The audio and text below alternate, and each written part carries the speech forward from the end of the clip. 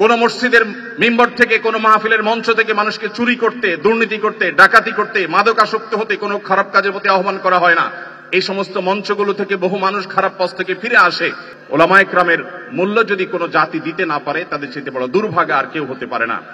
আমি প্রায় সময় বলি, এই দেশকে যদি নিরলসভাবে, নিঃস্বার্থভাবে কোনো মানুষ ভালোবাসে, ওলামায়ে কেরাম হলেন সেই মানুষগুলো। এদেশের আলেমদের কোন অবদানকে আজ 50 বছরের মধ্যে স্বীকৃতি দেওয়া হয়েছে আমি জানতে চাই।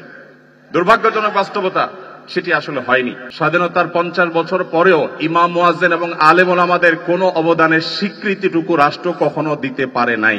ইমাম সাহেবরা যদি চান, তাদেরকে যদি রাষ্ট্র আসলে সুযোগ দেয়, তাহলে সেক্ষেত্রে তারা অনেক কিছু করতে পারেন। ইতিমধ্যে আমরা দেখেছি, রোহিঙ্গা শরণার্থীরা যখন আমাদের দেশে আশ্রয় নিয়েছে, সবার আগে ঝাঁপিয়ে পড়েছেন এদেশে ওলামায়ে কেরাম।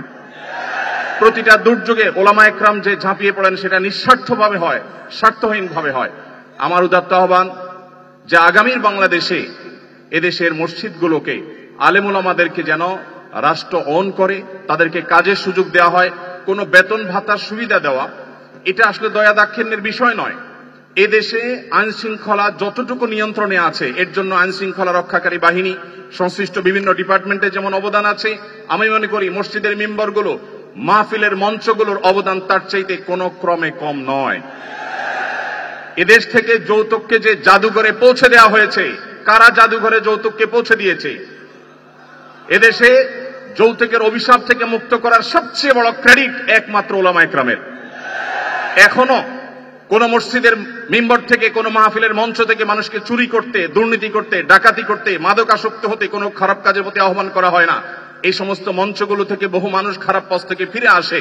আমরা যদি একটা সৎ, দক্ষ এবং ভালো নাগরিক গড়ে তুলতে চাই, তাহলে সেক্ষেত্রে মসজিদগুলোকে আমাদের অন করতে হবে। আমি বিশ্বাস করি আগামীর বাংলাদেশে সেটি হবে, আমরা সবাই সেটি প্রত্যাশাও করি। আমরা মসজিদ কেন্দ্রিক যে সমস্ত ব্যবস্থাপনা করা যায়, পরিবেশ সুরক্ষা, পরিচ্ছন্নতা অভিযান, দারিদ্র্য বিমোচন, স্কিল ডেভেলপমেন্টমূলক বহুমুখী কার্যক্রম আমরা সম্পন্ন করতে পারি। আমি সালাউদ্দিন ভাইয়ের সাথে পরিপূর্ণ একমত। শুধুমাত্র রাষ্ট্রের কাছ থেকে নেওয়ার ব্যাপার না, আমাদেরকে দেওয়ার চেষ্টা করতে হবে। এবং আমার বিশ্বাস ওলামায়ে কেরাম সেটা করতে চান, কিন্তু তাদেরকে সেই সুযোগটা দেওয়া হয় না। হার্টের যত্নে বিশ্বসেরা ক্যানোলা তেল এখন বাংলাদেশে।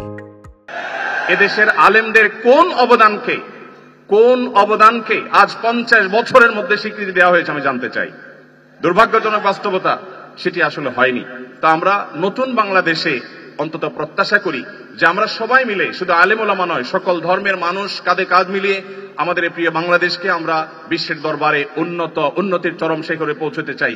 আমাদের পরে স্বাধীনতা অর্জন করে পৃথিবীর বহু দেশ এমন অগ্রসর হয়েছে, যেটা দেখে আমাদের কষ্ট হয়, দুঃখ হয়। আজকে ভূমিকম্পের যে ভয়াবহতা নিয়ে প্রত্যেকটা মানুষ আতঙ্কে দিন পার করছে, কি হয়েছে এদেশে? একটি মানুষের জীবন নিরাপদ করবার জন্য যথাযথ ব্যবস্থাটুকু পর্যন্ত আমরা নিতে পারিনি। আমি আশা করি আগামীর বাংলাদেশে যারাই আসবেন, আমরা প্রত্যেকে এই ব্যাপারগুলোতে সচেতন থাকব। আমরা দোয়া করি আল্লাহ রাব্বুল আলামিন আমাদের রাজনৈতিক নেতৃত্বকে সেরকম শক্তি, সামর্থ্য, মানসিকতা সবকিছু দান করেন। ওলামায়ে কেরামের মূল্য যদি কোনো জাতি দিতে না পারে, তাদের চেয়ে বড় দুর্ভাগা আর কেউ হতে পারে না। আমি প্রায় সময় বলি, এই দেশকে যদি নিরলসভাবে, নিঃস্বার্থভাবে কোনো মানুষ ভালোবাসে, ওলামায়ে কেরাম হলেন সেই মানুষগুলো। অনেকে আছেন যাদেরকে হয়তো পার্শ্ববর্তী দেশ গ্রহণ করবে, অনেকে হয়তো আমেরিকা গ্রহণ করবে। ওলামায়ে কেরাম তাদের জায়গা এই দেশ, এই মাটি, ইনশাআল্লাহ তাআলা। তো আমি আশা করছি মসজিদে ওলামায়ে কেরাম নির্বিঘ্নে তাদের দায়িত্ব পালন করবেন। আলেমদেরও দায়িত্বশীলতার জায়গা আছে, আলেমরা যথেষ্ট দায়িত্বশীলতার সাথে আমাদের দায়িত্বগুলো পালন করতে হবে। রাষ্ট্রকে এগিয়ে নিয়ে যাওয়ার পিছনে আমাদের ভূমিকা পালন করতে হবে, ঐক্যবদ্ধভাবে কাজ করতে হবে। সেই সাথে রাষ্ট্র আলেমদেরকে অন করতে হবে, আপন করতে হবে, সেই সুযোগ দিতে হবে, সেই স্বীকৃতি দিতে হবে। আমি আশা করছি আগামীর বাংলাদেশ সেই জিনিসটি হবে। আমাদের সবাইকে আল্লাহ তাআলা সেই তৌফিক দান করুন। জাযাকুমুল্লাহু খাইরা। আসসালামু আলাইকুম ওয়া রাহমাতুল্লাহি ওয়া বারাকাতুহু।